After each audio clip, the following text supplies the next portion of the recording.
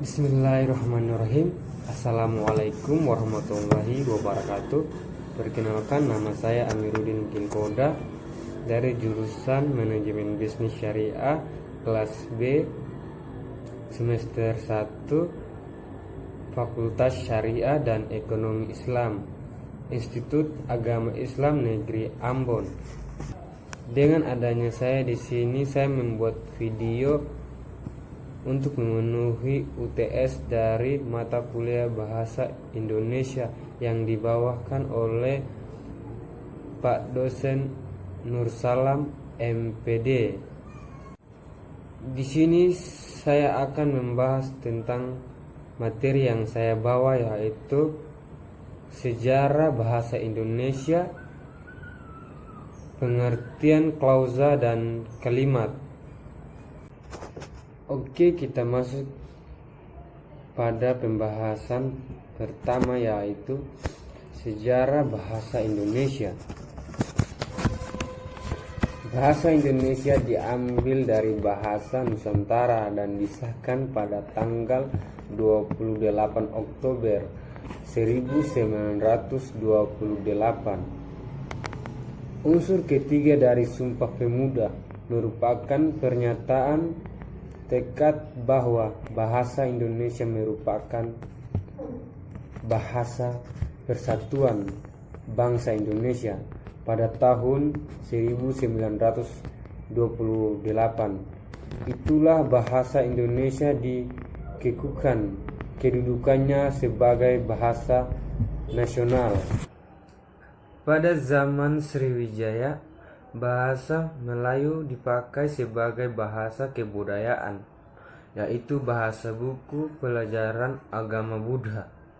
Bahasa Melayu juga dipakai sebagai bahasa perhubungan antar suku di Nusantara dan sebagai bahasa perdagangan, baik sebagai bahasa antar suku di Nusantara maupun sebagai bahasa yang digunakan terhadap para pedagang yang datang dari luar Nusantara. Keputusan Kongres Bahasa Indonesia pada tanggal 11 tahun 1945 di Medan antara lain menyatakan bahwa bahasa Indonesia berasal dari bahasa Melayu. Bahasa Indonesia tumbuh dan berkembang dari bahasa Melayu yang sejak zaman dulu sudah dipergunakan sebagai bahasa perhubungan, lingua franca, bukan hanya di Kepulauan Nusantara melainkan juga hampir di seluruh Asia Tenggara. Dan kita masuk di pembahasan kedua, yaitu klausa. Pengertian klausa: suatu gramatikal yang terdiri dari subjek, predikat, baik disertai objek maupun keterangan, serta memiliki potensi dari kalimat. Unsur inti klausa: subjek, predikat.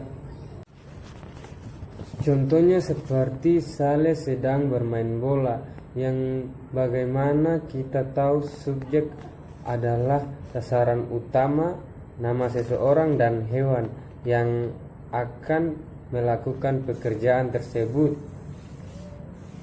Bermain bola disebut predikat karena predikat adalah kata kerja yang mendukung dari apa yang dilakukan dari sasaran utama, tahu subjek. Oke, kita masuk di pembahasan berikutnya, yaitu kalimat. Pengertian kalimat: kalimat adalah suatu kumpulan kata-kata yang terdiri dari subjek, predikat, objek, dan keterangan, di mana kalimat yaitu sesuatu yang sudah utuh.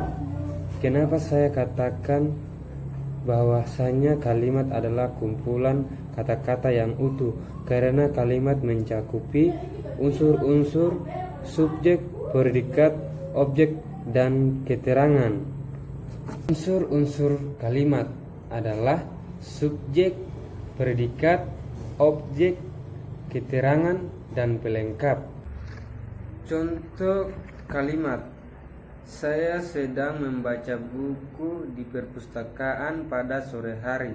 Yang kita tahu di dalam kalimat tersebut adalah saya adalah subjek, sedang membaca predikat, buku objek, di perpustakaan keterangan, pada sore hari pelengkap. Inilah contoh dari kalimat tersebut. Oke, itulah pembahasan UTS video saya tadi. Kurang dan lebihnya saya mohon maaf. Wassalamualaikum warahmatullahi wabarakatuh.